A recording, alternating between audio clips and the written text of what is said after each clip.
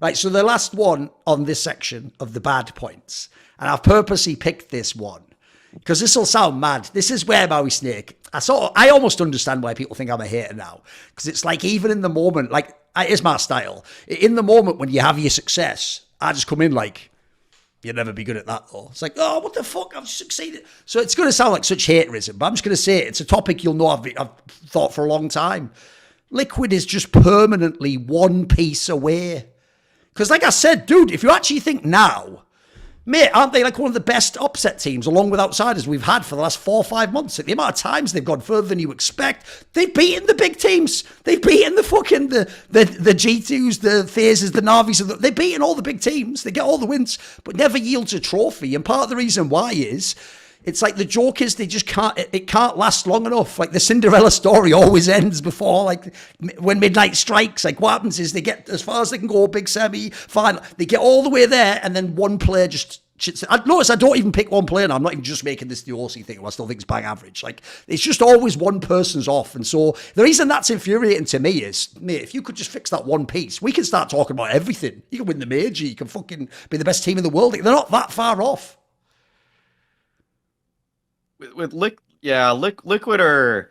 I wrote a tweet like when they got knocked out. It just feels actually like they're closer to just bombing some of these than actually winning a championship, even though they're going so deep so consistently. It's like when they play the real championship contenders, you just see the flaws so much more obviously. But like I actually think what's cool about Liquid is that actually on the flip side, their floor is kind of high. Like they actually are not really doing that badly in anything that they're playing in. They didn't do very well at the Blast groups, but it's kind of like they were trying. They were just implementing the 7 map pool, which in turn meant that they were down a map every single series that they played. So it didn't look like it worked right then. But then they actually who'd they play on? Didn't they beat Spirit on or who'd they beat on Nuke? They beat. Yeah, they beat them on Nuke. Yeah, they beat Spirit. They never used to play that map. Obviously, it was the perma for a long time. Yeah.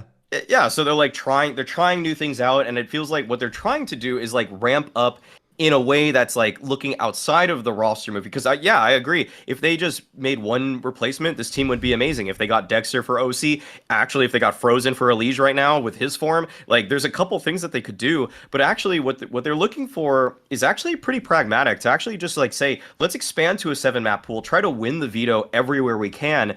They're now giving themselves the best opportunity to win. And I think if they didn't, if they like that veto versus FaZe was about as good as it possibly could have went for them. Like they were able to get like all 3 of those maps they could have won. Like I was actually convinced when I started watching that one. I think I said on the desk, I said they could win all 3 of these. So even if they lose map 1, you don't want to count Liquid out of this series just yet.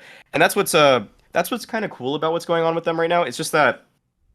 You just look at this. I guess you could look at the individuals, and you don't really necessarily know like who's your big 3. Like Naf has come into a form of his own where he's always going to give you something every single series. Like his consistency is remarkable at this point. But then the other 3 people that are supposed to be helping you out in Yakinder, Elige, and OC. Yakinder's role is just high variance in general. OC is just some games he pops off, some games he doesn't, and like that's just what you're getting with him now. And Elige, like he's probably, in my eyes, he's the guy that needs to come into the form that we know him for, because he should be the guy that's like the consistent number 1, not even number 2 to Naf. He should be number 1, Naf should be number 2, and then you're playing a roulette between like the weird Nitro pop-off, which happens once every 7 maps, it seems like, and then Yakindar, who should be doing well more often, and then OC, who actually is like 1 out of 3 maps he's doing well. So like that's how it works for me right now. And I think that if Elige finds the form that he's supposed to have,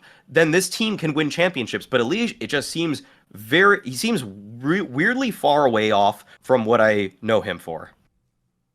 What do you think, Alexei? Yeah, I mean, it's interesting because like I feel like the insights you gave, or both of you, is just like I mean the overall view, I guess, for a lot of people.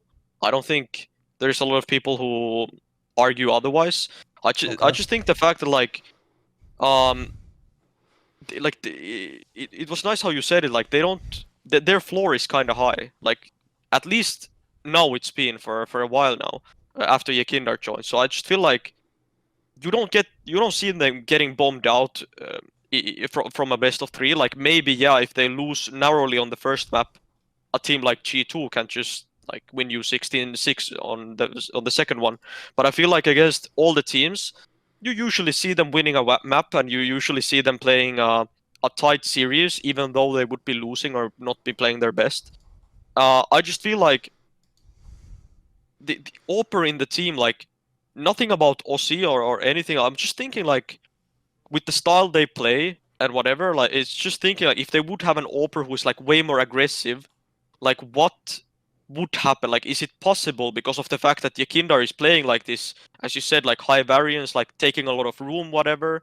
And I feel like, yeah, I honestly don't know, because like when OC is having that game, right, and when they're like that style, when they execute it well, kinda, you just feel like they're playing fundamental CS, and it looks really nice when you watch it, and like the execute they made happen, just like no chance you're holding that if you're playing on CT. It's just like when it actually clicks, it's really nice to watch. So I don't honestly know like what point to make. Like if they can make it consistent, it's obviously gonna be really good.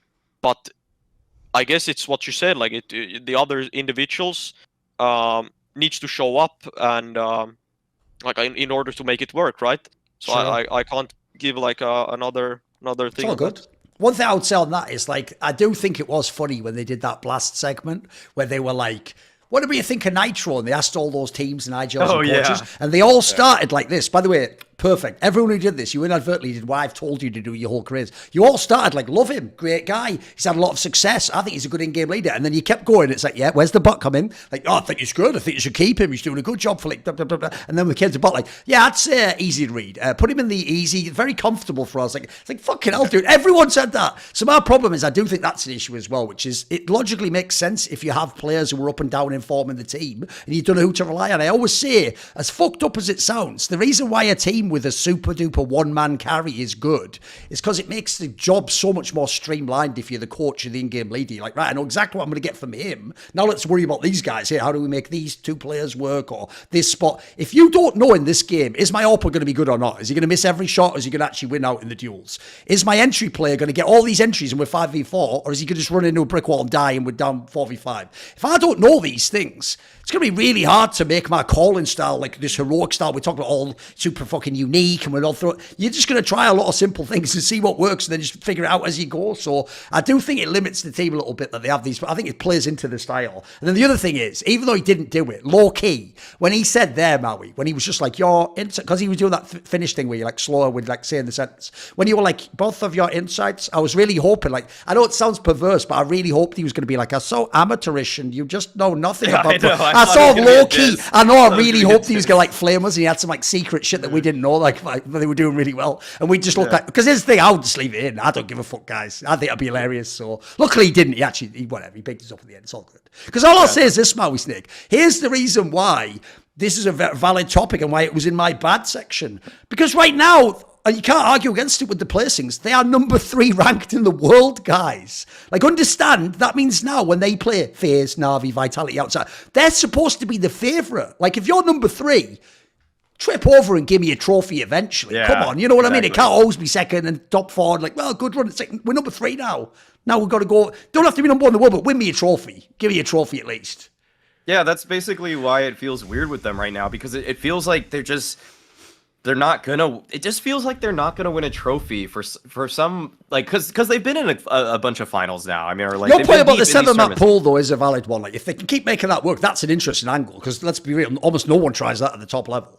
Yeah, it's really hard on him, but it's a way, you know. It's Props one to way to get Daps an if edge. he's the one who suggested that, by the way. I know no one ever brings his bloody name up because the joke is they talk like Yukinda is the IGL and coach. Like, spoiler, he isn't, but I think, as far as I can tell, by the way, look at when Daps came in this team.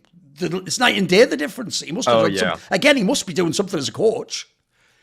Yeah, I wish he just sold himself more, because like doesn't, every time like, I talk too nice, isn't he? I know. I talk to him, he's like it's almost like the reason he doesn't want to sell himself though is because he thinks like the mass populace's peon brains wouldn't understand I what know. it is that he's bringing. Like, even though I'm sure he's bringing tactics or some style or like pacing that He's the probably guy, is helpful. I'll tell everyone, I've told this story before by the numbers. He's the guy where it's like you go out and you fight for them in public. Like, it's a disgrace that he was fired. Like, you know, what's going on? And then privately you say it, and then they're just like, yeah, but it's whatever. I don't really mind it. You're like, no, what the hell? You're not even that mad about it. Well, then why the fuck am I going out there fighting to the death?